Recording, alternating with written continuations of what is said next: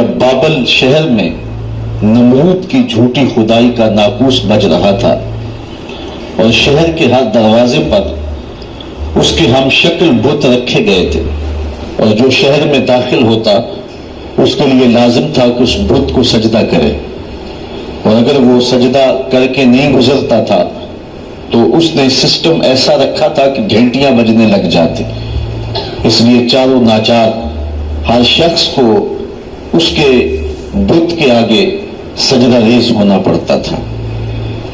اس ماحول میں جبکہ کفر ہر سمت پھیلا ہوا تھا، ظلمتیں ڈیرا جمائے ہوئے تھی، شب دجور ہر سمت پنجے گاڑے ہوئے تھی، اور اس کی جھوٹی خدائی کی فسوکاری لوگوں کو جکڑے ہوئے تھی، تو زمانے میں ایک شخص پیدا ہوا جس کو حضرت ابراہیم کے نام سے دنیا جانتی ہے۔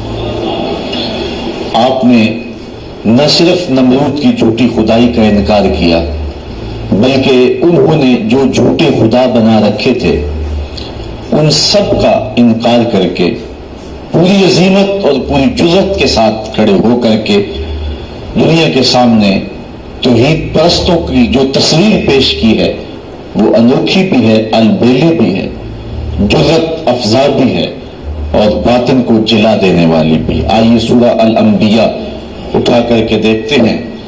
اللہ کا نبی جس ماحول میں آنکھ کھولتا ہے اور پھر جوانی کی دہلیز پہ قدم رکھتا ہے، ایک جھوٹے خدا کی خدائی کا ڈنکا بج رہا ہے، اور لوگ اس کے سامنے اپنی پیشانیاں بھی جھکاتے ہیں اور اپنے سر بھی جھکاتے ہیں۔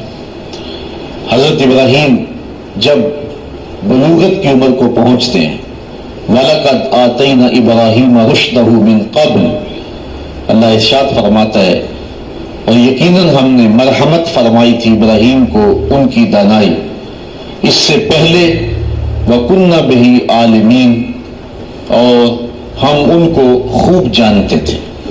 إِذْ قَالَ لِأَبِيهِ وَقَوْمِهِ مَا هَٰذِهِ التَّمَاثِيلُ الَّتِي أَنْتُمْ لَهَا عَاكِفُونَ، جب انہوں نے اپنے چچا اور اپنی قوم سے کہا کہ یہ کیا مورتیاں ہیں جن پر تم پوجا پاٹ کرنے کے لیے جمے بیٹھے ہو۔ وہ بت تھے جن کے ارد گرد وہ بیٹھے رہتے تھے اور ان کی پوجا پاٹ کرتے تھے۔ قالوا وجدنا آباءنا لها عابدین، تو انہوں نے جو دلیل دی وہ یہ تھی کہ ہم نے اپنے آباء و اجداد کو ایسے کرتے ہوئے دیکھا ہے۔ قال لقد کنتم انتم وآباؤکم فی ضلال مبین، حضرت ابراہیم علیہ السلام بولے بے شک تم اور تمہارے آباء و اجداد سارے گمراہی میں ہو۔ قالوا اجئتنا بالحق ام انت من اللاعبین، کہنے لگے آپ کوئی ہمارے پاس سچی بات لے کر آئے ہیں یا یوں ہی ہم سے دل لگی کر رہے ہیں۔ قال بل ربکم رب السماوات والارض، حضرت ابراہیم علیہ السلام نے کہا کہ یہ تمہارے معبود نہیں ہے، تمہارا معبود وہ ہے جو زمین و آسمان کا رب ہے۔ الذی فطرہن، جس نے ان کو پیدا کیا ہے، وَأَنَا عَلَىٰ ذَلِكُم مِّنَ الشَّاهِدِينَ، اور میں اس صداقت پر گواہی دینے والوں میں سے ہوں۔ وَتَاللَّهِ لَأَكِيدَنَّ أَصْنَامَكُمْ بَعْدَ أَن تُوَلُّوا مُدْبِرِينَ، وہ ایک میلہ منعقد کیا کرتے تھے شہر سے باہر اور کچھ دن وہاں گزار کر کے آتے۔ عادت ان کی یہ تھی کہ جب وہ میلے پہ جاتے تو پہلے بتوں کے استہانوں میں حاضر ہوتے اور وہاں ان کے سامنے جا کر کے اقسام کی مختلف رنگوں کی مٹھائیاں رکھتے، اور پھر وہاں سے وہ میلے میں جاتے۔ جب واپس پلٹتے تو سب سے پہلے وہ اپنے بت قدوں میں آتے اور اپنے بتوں کو سلام کرنے کے بعد پھر اپنے گھروں کو پلٹتے۔ ہمیں جو طریقہ دیا گیا ہے، میرے اور آپ کے آقا و مولا جب بھی کبھی سفر پہ تشریف لے جاتے تو حضور سب سے آخری منزل مسجد کو رکھتے تھے۔ مسجد سے نوافل پڑھنے کے بعد حضور سفر پر روانہ ہوتے، اور جب واپس حضور تشریف لاتے تو سب سے پہلے مسجد میں جلوہ فراز ہوتا۔ تو ان کا انداز اپنے بتوں کے لیے یہ تھا، اور اہل ایمان کا اپنے رب کے حضور شکرانے اور نذرانے اور محبتوں کے اظہار کا طریقہ یہ متعین اور مقرر کیا گیا ہے۔ خیر، انہوں نے حضرت ابراہیم کو بھی دعوت دی کہ آپ چلیں اور ہمارے ساتھ میلے میں شریک ہوں۔ حضرت ابراہیم علیہ السلام نے کہا کہ میں تمہارے اس میلے میں کیسے شریک ہو سکتا ہوں جہاں بت پرستی ہوگی، میں تو تمہارے عمل و رویے سے پہلے ہی بیزار ہوں۔ تو خیر وہ اپنے بتوں کے سامنے طرح طرح کی مٹھائیاں رکھ کر کے میلے پہ چلے گئے۔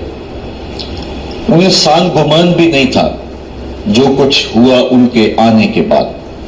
حضرت ابراہیم علیہ السلام نے اس موقع کو غنیمت جانا اور ہاتھ میں کلہاڑا پکڑا۔ یہ سورہ الانبیاء ہے۔ سورہ الصافات اٹھائیں، اللہ تعالیٰ جل شانہ نے وہاں سورہ الصافات کے اندر حضرت ابراہیم علیہ السلام کے اس ارادے کی تکمیل کو جو انہوں نے یہاں کیا تھا کہ میں ایک دن تمہارے بتوں سے نپٹ لوں گا، تو آپ ان کے بت خانے کے اندر کلہاڑا لے کر کے تشریف لائے۔ فراغ الی آلہتہم، ان کے بتوں کے پاس حضرت ابراہیم آئے۔ فقال الا تاکلون، ان کے سامنے انواع اقسام کے کھانے پڑے تھے۔ حضرت ابراہیم علیہ السلام نے کہا کھاتے نہیں ہو؟ ان کی بے بسی کو ظاہر کرنے کے لیے یہ کہا کھاتے کیوں نہیں ہو؟ اب وہ بیچارے کیا جواب دیتے؟ پتھر اور مٹی کے بنے ہوئے مادوں کے منہ میں کون سی زبان تھی کہ جو معافی ضمیر کا اظہار کر پاتے؟ تو حضرت ابراہیم علیہ السلام نے ان کی مسلسل خاموشی کے بعد فرمایا مالکم لا تنطقون، بولتے کیوں نہیں ہو؟ فراغ علیہم ضربا بالیمین، یہ اللہ کے پیغمبر کا جلال ہے، آپ نے دائیں ہاتھ میں کلہاڑا پکڑ کے ان کے ٹکڑے ٹکڑے کر کے رکھ دیے۔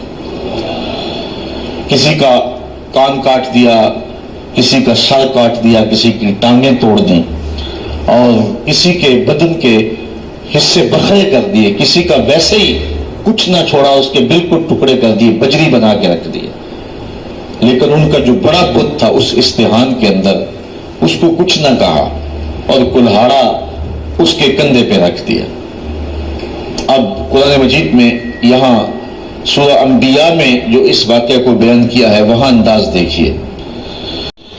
آپ نے فرمایا وَتَاللَّهِ لَأَكِيدَنَّ أَصْنَامَكُمْ بَعْدَ أَن تُوَلُّوا مُدْبِرِينَ، جب تم پلٹ کے پیٹھ پھیرتے ہوئے آؤ گے تو میں تمہارے بتوں کے ساتھ جو ہے کوئی سلوک کروں گا، ان کا بندوبست کر لوں گا۔ فَجَعَلَهُمْ جُزَازًا، تو پس آپ نے ان کو ریزہ ریزہ کر ڈالا۔ إِلَّا كَبِيرًا لَهُمْ، لیکن جو ان کا بڑا بت تھا حضرت ابراہیم علیہ السلام نے اس کو کچھ نہیں کہا۔ یہ نہیں کہ اس پر غصہ نہیں تھا، بلکہ ایک حکمت تھی، اس قوم کو رسوا کرنا تھا اور اس قوم کو لاجواب کرنا تھا، ان کے سامنے ان بتوں کی حیثیت رکھنی تھی۔ تو حضرت ابراہیم علیہ السلام نے بڑے بت کو کچھ نہیں کہا۔ لعلہم الیہ یرجعون، تاکہ وہ لوگ اس افتاد کے بارے میں اس کی طرف رجوع کریں۔ اب قوم جب واپس آئی تو معمول ان کا یہی تھا کہ وہ پہلے بت خانے میں آیا کرتے تھے۔ جب وہ بت خانے میں داخل ہوئے تو عجیب تماشا دیکھا کہ جن بتوں سے وہ مرادیں مانگا کرتے تھے، جن سے بارش کی دعائیں کیا کرتے تھے اور جن کے ساتھ ان کی حکومت، سیاست، ان کا معاش، ان کی معاشرت وابستہ تھی، ان کے حصے بکھرے پڑے ہوئے دیکھے اور ان کی ٹانگیں ٹوٹی ہوئی دیکھی تو بہت پریشان ہوئے۔ قالوا من فعل هذا بآلهتنا انه لمن الظالمین، کہنے لگے ہمارے ان خداؤں کے ساتھ یہ سلوک کس نے کیا ہے؟ جس نے یہ کام کیا ہے وہ ظالموں میں سے ہے۔ غصے سے پیچو تاب کھانے لگے کہ برا حال ہوا ہے، دھڑم تختہ کر کے رکھ دیا اور ان کے جسم کے ٹکڑے بکھرے ہیں بت خانے کے اندر، مٹھائیاں بکھری ہوئی ہیں، پلیٹیں بکھری ہوئی ہیں۔ تو کہنے لگے یہ کسی نے بہت برا کیا، سخت ظلم کیا ہے، زیادتی کی ہے۔ قالوا سمعنا فتى يذكرهم يقال له ابراہیم، کہنے لگے چند آدمیوں نے ان لوگوں میں سے کہا ایک نوجوان کو سنا ہے جو ان بتوں کا ذکر برائی سے کرتا ہے، اس کا نام ابراہیم ہے۔ ورنہ اس بھرے ماحول میں ان بتوں کے ساتھ یہ سلوک بھلا کون کر سکتا ہے؟ ان بتوں کی ہیبت سے سارے خائف ہیں۔ ایک بندہ ہے اس پورے معاشرے کے اندر جو جرأت کے ساتھ ان بتوں کے خلاف بولتا ہے، اس کو ابراہیم کہتے ہیں، یہ سب کچھ اسی کا کیا دھرا ہوگا۔ قالوا فاتوا به علی اعین الناس لعلهم یشهدون، کہنے لگے پھر پکڑ کر لاؤ اسے سب لوگوں کے سامنے لوگوں کے روبرو وہ اس کے متعلق کو شہادت دے. جن لوگوں نے اس شخص کو ابراہیم کو ان بتوں کی برائی بولتے ہوئے دیکھا ہے وہ کہیں کہ واقعی یہ بتوں کا مخالف ہے اور یہ الزام ہم اس پہ لگائیں کہ اس نے یہ کیا ہوا ہوگا اور پھر اس کو سزا دے. حضرت ابراہیم علیہ السلام لے آئے گئے اور ان کو پکڑ کر کے گرفتار کر کے جو ہے وہ بادشاہ کے دربار میں حاضر کر دیا گیا. آیان سلطنت بھی بیٹھے ہیں، وزراء بھی بیٹھے ہیں، مشیر بھی بیٹھے ہیں، خود نمرود بھی بیٹھا ہے، پجاری بھی، اور ان استہانوں کے اور ان بت خانوں کے پروہت بھی بیٹھے ہوئے، منتیں ماننے والے، دعائیں مانگنے والے، ان کو اپنا معبود سمجھنے والے، اپنی پیشانی ان کے چرنوں میں رکھنے والے سارے بیٹھے اور اپنے بتوں کی بدحالی پہ پیچ و تاب کھا رہے ہیں. سارا غصہ حضرت ابراہیم پر آیا اور حضرت ابراہیم علیہ السلام کو بلا کر کے لوگوں کے سامنے نمرود اپنی پوری تمکنت کے ساتھ، پورے روب اور شاہی جلال کے ساتھ اور پورے غرور اور دبدبے کے ساتھ اس مجلس میں موجود ہے. ہزاروں کا یہ اجتماع ہے، اللہ کی توحید کا ایک واحد پرستار. حضرت ابراہیم اس ماحول میں ان کو پکڑ کے لایا جاتا ہے. قالوا اانت فعلت ھذا بآلہتنا یا ابراہیم، ایک دم چھٹ پڑے، بولے اے ابراہیم ہمارے ان بتوں کے ساتھ، ہمارے ان خداؤں کے ساتھ یہ سلوک تم نے کیا؟ حضرت ابراہیم نے کیا جواب دیا؟ قال بل فعلہ کبیرہم ھذا، ان کے بڑے نے کیا ہوگا. اسلحہ تو اس سے برآمد ہو رہا ہے نا، یہ آپس میں لڑ پڑے ہوں گے، یہ کہہ رہا ہوگا کہ تم چھوٹے میری خدائی میں کیوں شریک ہو، تو اس بڑے نے کیا ہوگا. پھر آگے فرمایا فَاسْأَلُوهُمْ إِنْ كَانُوا يَنْطِقُونَ، اچھا یہ نہیں بتاتا تو جن کے ساتھ یہ قیامت ٹوٹی ان سے پوچھ لو کہ تمہارے ساتھ یہ قیامت کس نے توڑی. یہ اپنے دکھ کی بپتا خود سنائے نا، اپنی داستان سرائی خود کریں. ان کے ساتھ یہ قیامت کس نے توڑی، کس نے ظلم کیا ان کے ساتھ؟ پہلے تو کلہاڑا جس سے برآمد ہو رہا ہے ان کا جو بڑا ہے اس نے کیا ہوگا. حالات کرینہ حالیہ جو ہے وہ یہ بتا رہا ہے کہ سارے بت جو ہے وہ قتل کر دیے گئے، بڑے کے پاس جو ہے وہ اسلحہ ہے اور وہ بچ گیا، اس کو خراش تک نہیں آئی. یقیناً ان کی آپس میں کوئی لڑائی ہو گئی ہوگی، اس بڑے نے چھوٹوں پہ حملہ کر دیا اور ان کے ٹکڑے ٹکڑے کر کے رکھ دیا اور خود سلامت رہا، تو اس نے کیا ہوگا. اچھا اگر اس نے نہیں کیا ہے تو یہ نہیں بتا رہا تو چلو جن کے ساتھ یہ قیامت ٹوٹی ہے ان بیچاروں سے پوچھ لو تمہاری ٹانگیں کس نے کاٹ دی، تمہارے سر کس نے توڑ دی، تمہارے کان کس نے کاٹ دیے، تمہاری ناک کس نے توڑ دی. حضرت ابراہیم علیہ السلام کے لفظوں کی کاٹ کلہاڑے کی کاٹ سے بھی زیادہ تھی. اللہ اکبر، اللہ کا نبی بول رہا ہے اور نمرود کا دربار ہے، سارے مخالف ہیں، بتوں کے ماننے والے اور ان کو اپنا معبود برحق سمجھنے والے. ایک جوان اللہ کی توحید کا واحد پرستار میدان عمل میں کھڑا ہے. حضرت ابراہیم علیہ السلام نے ذرا لفظوں کی کاٹ دیکھیے اور حضرت ابراہیم کا لہجہ دیکھیے. قالا بل فعلہ کبیرہم ھذا، ان کے اس بڑے نے کیا ہوگا. فاسألوہم، اب کوئی وقفہ دیے بغیر، فا تاکیبیہ ہے اور سما اور فا میں فرق یہ ہے کہ جب سما بولا جاتا ہے تو اس میں تاکیب فی الفور نہیں ہوتی، اور جب فا عربی میں بولا جاتا ہے تو اس میں تاکیب فی الفور ہوتی ہے. یعنی ان کو وقفہ دیے بغیر ایک حملے کے اوپر دوسرا حملہ کیا. فاسألوہم، ان سے پوچھ لو. اور پھر بتوں کی بے بسی کو بھی ساتھ بیان کر کے فوراً کہا ان کانوا ینطقون، اگر یہ بولتے ہیں تو اپنی دکھ کی کہانی بیان کریں، اپنے درد اور اپنے دکھڑے کو بیان کریں کہ یہ قیامت ان پر کس نے توڑی ہے.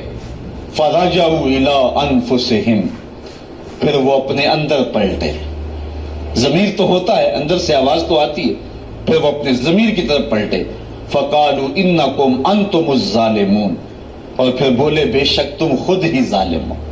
ان سے توقعات وابستہ کیے ہوئے ہو جو اپنے وجود کی سلامتی اور اپنے وجود کی بقا کی ضمانت بھی نہیں دے سکتے، اور پھر ان کے اوپر حملہ آور ہو تو دفاع بھی نہیں کر سکتے. دفاع تو دور کی بات ہے، اپنے دکھ کی کہانی بھی نہیں سنا سکتے. ان پر ظلم کس نے کیا اس بپتا کو بھی نہیں کہہ سکتے. تو جو اتنے مجبور اور اتنے بے بس ہیں تو وہ تمہیں کیا دے گی. ایک دم وہ اپنے اندر پلٹے، ضمیر اندر سے گھنٹیاں بجانے لگا. ابراہیم کھڑے ہیں اور اللہ کی توحید کا پیغام دے رہے ہیں. وہ اپنے اندر جھکے اور کہا کہ تم خود ہی ظالم ہو. ثم نکسوا علی رؤوسہم، پھر وہ اوندے ہو کر پلٹ گئے. اندر کی ظلمت، اندھیرا اور ان بتوں کا وہ پیار جو ان کے اندر رچا بسا تھا، پھر وہ دوبارہ پلٹے اور حضرت ابراہیم سے مخاطب ہو کے کہا لَقَدْ عَلِمْتَ مَا هَؤُلَاءِ يَنْطِقُونَ. لجاجت تھی لہجے میں، باغپن نہیں تھا، چونکہ جھوٹ کے لہجے کے اندر جو ہے وہ کڑک نہیں ہوتی، کھنک نہیں ہوتی، اس لیے لجاجت کے لہجے میں بولے ابراہیم تو جانتا ہے یہ بیچارے بولتے نہیں. بس ان کے یہ کہنے کی دیر تھی کہ اللہ کا نبی اٹھ کے کھڑا ہو گیا. اب سنو حضرت ابراہیم علیہ السلام کے لہجے کا پاک پن دیکھیے. قرآن مجید میں توحید کے عنوان سے حضرت ابراہیم کی تقریر کے یہ لفظ جو ہیں، ذرا ان لفظوں کی کاٹ دیکھیے اور الفاظ کی اٹھان دیکھیے، ابراہیم علیہ السلام کے لہجے کا حسن دیکھیے اور پھر قرآن کا معجزہ دیکھیے. میرے پاس وہ لہجہ نہیں ہے کہ ان لفظوں کو اس انداز سے پڑھ سکوں کہ وہی کے پڑھنے کا جو طریقہ اور سلیقہ اہل زبان رکھتے ہیں، لیکن میرے ٹوٹے ہوئے لہجے کے اندر بھی آپ ان لفظوں کا حسن ملاحظہ کر سکیں گے کہ کس قدر اللہ کے نبی حضرت ابراہیم علیہ السلام کھڑے ہو کر کے اللہ کی توحید پر گفتگو کر رہے ہیں، اور یہ موقع حضرت ابراہیم تلاش کر رہے تھے، اور یہ سارا جو کچھ کیا تھا اس موقع کو پیدا کرنے کے لیے حضرت ابراہیم نے کیا تھا. اب حال یہ ہے کہ نمرود بھی بیٹھا ہے، اس کے آیان سلطنت بھی بیٹھے ہیں، وزراء مشیر بھی بیٹھے ہیں، حکمران طبقہ بھی بیٹھا ہے، عوام بھی بیٹھے ہیں، پروہت بھی بیٹھے ہیں، پجاری بھی بیٹھے ہیں، سارے بیٹھے ہوئے ہیں. اور حضرت ابراہیم علیہ السلام جب حجت پوری کر لی اور ان کو کہا ان سے پوچھ لو، بڑے نے کیا ہوگا، اچھا یہ بولتے ہیں تو ان سے سوال کر لو، تو وہ اپنے ضمیر کی طرف لوٹے اور پھر پلٹ آئے دوبارہ گمراہی کی طرف. لہجے میں جو ہے وہ توتلا پن تھا، رک رک کے کہہ رہے تھے، لجاجت تھی، ٹپک رہی تھی لہجے کے اندر، بے بسی تھی.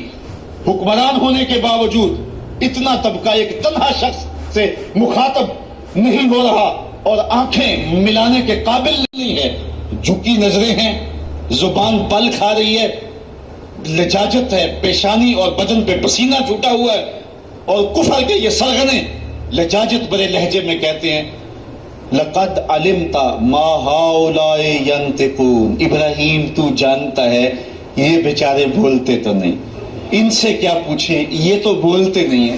بس یہ کہنے کی دیر تھی، اللہ کا نبی کھڑا ہوا. اب سنو حضرت ابراہیم کا لہجہ. قال افتعبدون من دون اللہ ما لا ينفعكم شيئا ولا يضركم اف لكم ولما تعبدون من دون اللہ افلا تعقلون. حضرت ابراہیم علیہ السلام نے فرمایا ان کو پوچھتے ہو اللہ کے علاوہ جو نہ نفع دے سکے نہ نقصان پہنچا سکے. اب ایک اور دیکھیے وار کلہاڑے کا، اف لکم. ذرا دیکھیے کیسی کاٹ ہے، بیٹھے ہیں شاہد، وقت بھی سامنے بیٹھا ہوا ہے، اللہ کا نبی بول رہا ہے. ابراہیم علیہ السلام کے لہجے کے اندر جلال ہے اور پورے رعب کے ساتھ اللہ کا نبی اللہ کی توحید کا پیغام دے رہا ہے. اف لکم، افسوس ہے تمہارے جینے پہ، اف لکم ولما تعبدون من دون اللہ، اور افسوس ہے تمہارے ان خداؤں پہ جن کو تم اللہ کے علاوہ پوچھتے ہو. افلا تعقلون، تمہاری کھوپڑی میں دماغ نہیں ہے، ان کو پوچھ رہے ہو جو اپنے دکھ کی کہانی بھی نہیں سنا سکتے. اب جب دلیل سے بات نہ ہو سکے اور جب کسی کے لفظوں کی کاٹ نہ کی جا سکے تو جو طاقتور لوگ ہوتے ہیں ان کا لہجہ دوسرا ہوتا ہے. جلا دو، ٹکڑے کر دو، مار دو، بوٹیاں نوچ لو. انہوں نے کہا قالو حرقوہ وانصروا آلہتکم ان کنتم فاعلین. آپس میں بولے اس کی زبان تو روکی نہیں جا سکتی، اس کے لہجے کا جواب تو دیا نہیں جا سکتا، اپنے بتوں کا دفاع تو ہو نہیں سکتا.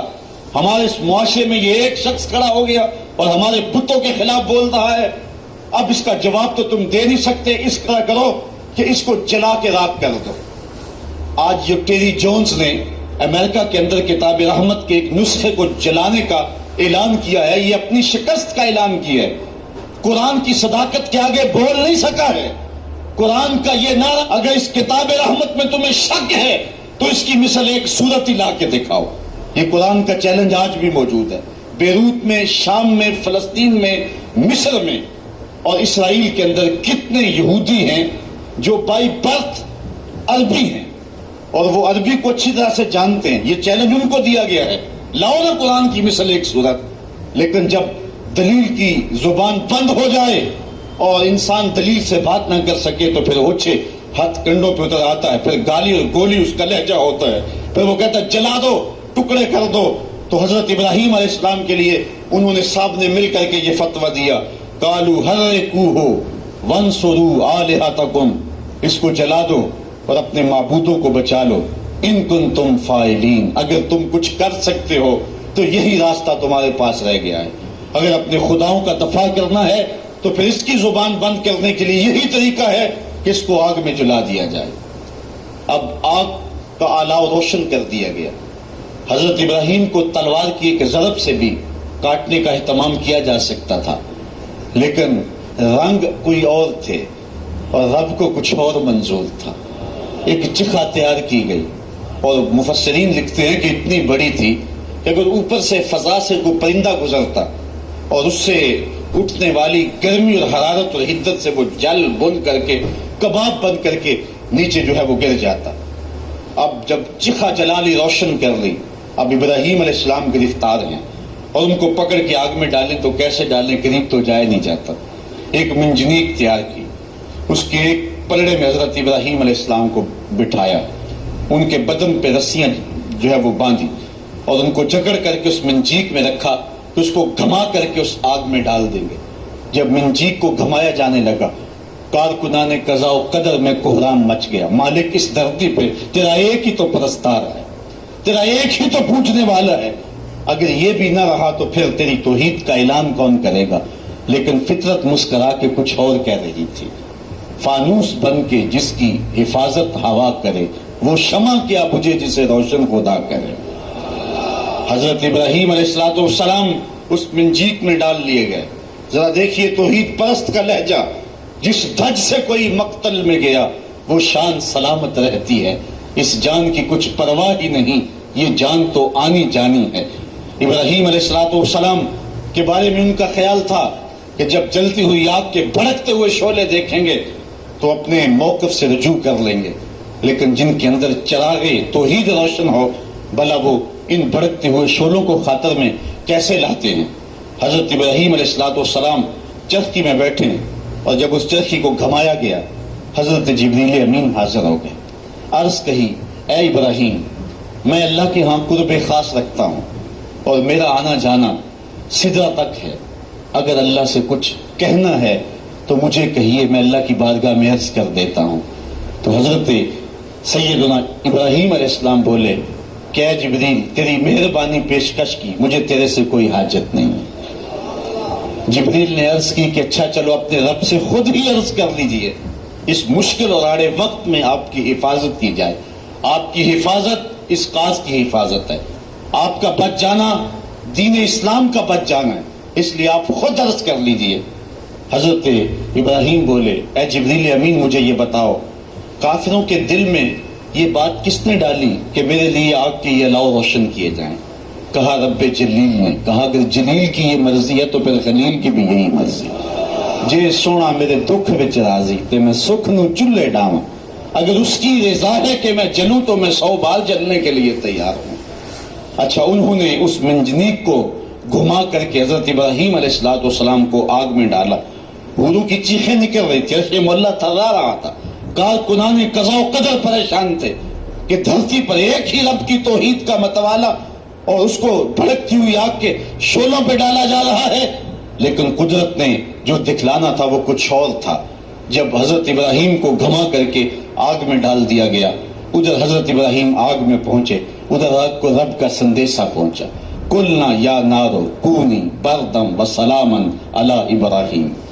ہم نے آگ سے کہا، اے آگ ٹھنڈی ہو جا، اتنی ٹھنڈی بھی نہ کہ میرے خلیل کو سردی لگ جائے، ٹھنڈی بھی سلامتی کی ہونا، میرے ابراہیم پہ ٹھنڈی ہو جا. حضرت ابراہیم علیہ السلام اس آگ میں آ گئے. باہر تو بھڑکتے ہوئے شعلے تھے، اندر جنت کی ہوائیں چل رہی تھی. ایک دن نہیں، 2 دن نہیں، 40 دن تک اللہ کا خلیل اس آگ میں رہا. 40 دن تک حضرت خلیل اللہ اس آگ کے اندر رہے. اندر گلزار بنا ہوا تھا، جنت کا ماحول تھا، فردوس کی جو ہے وہ بہاریں تھیں، اور باہر آگ جل رہی تھی. باہر کوئی جاتا تو وہ دور سے بھاگ آتا. اب ان کا تو خیال تھا کہ راکھ بھی نہیں بچی ہوگی, لیکن آگ کے جب شعلے سرد ہوئے اور جب کوئلے بجھے, حضرت ابراہیم کوئلوں پہ چلتے ہوئے یوں آ رہے ہیں جس طرح کوئی نازنین پھولوں پہ چلتا ہوا آتا. حضرت ابراہیم علیہ السلام سے پوچھا گیا زندگی کے بہترین لمحے کون سے گزرے ہیں؟ کہا وہی لمحے جو نار نمرود کے اندر گزار کے آیا ہوں. وصل کی وہ لذتیں اور وہ گھڑیاں اور وہ ساعتیں, وہ خوش نصیب گھڑیاں میں نے جو پائی ہیں, دل ڈھونڈتا ہے وہی فرصت کے رات دن بیٹھے رہیں تصور جانا کیے ہوئے. وہ خاص گھڑیاں تھی, وہ خاص لمحے تھی. اب اقبال کا لہجہ یہاں دیکھیے. پختہ ہوتی ہے مصلحت اندیش و عقل, عشق مصلحت اندیش ہو تو ہے کام ابھی. بے خطر کود پڑا آتش نمرود میں عشق, عقل ہے محو تماشائے لبے بان.